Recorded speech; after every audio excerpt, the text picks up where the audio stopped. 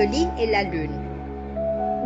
Il était une fois une jeune fille solitaire, privée de l'amour et de la chaleur d'une mère. Chaque jour, elle descendait au bord de la rivière pour y puiser de l'eau dans une cruche trop lourde pour ses frêles épaules.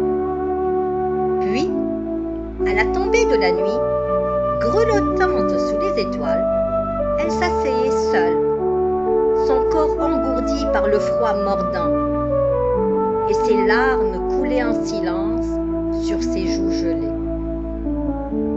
Une nuit d'hiver, plus glaciale que les autres, alors que le vent hurlait dans le silence du monde endormi, la jeune fille leva les yeux vers le ciel profond et sombre.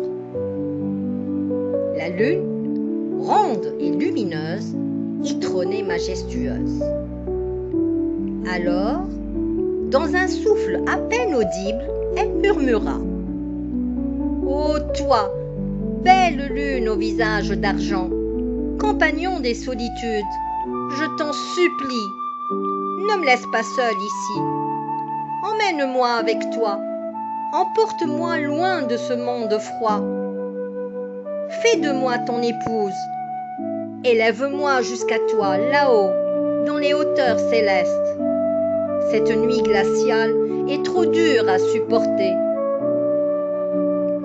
Puis, comme chaque soir, elle retourna vers la rivière, fidèle à sa tâche silencieuse, ses pieds nus heurtant la terre gelée. Mais cette nuit-là, le ciel l'entendit. Touchée par l'innocence et la tristesse de cette prière, la lune descendit de son royaume de lumière.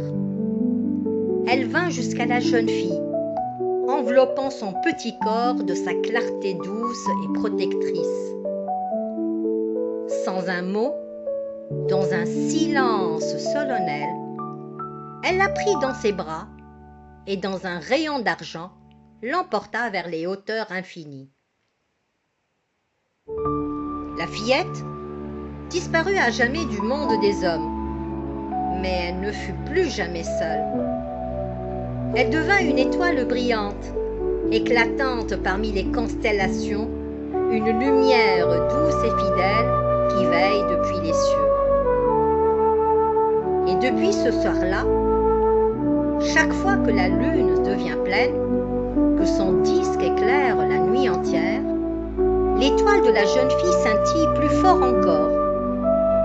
Elle luit avec tendresse, guidant dans l'obscurité chaque enfant orphelin, chaque âme abandonnée.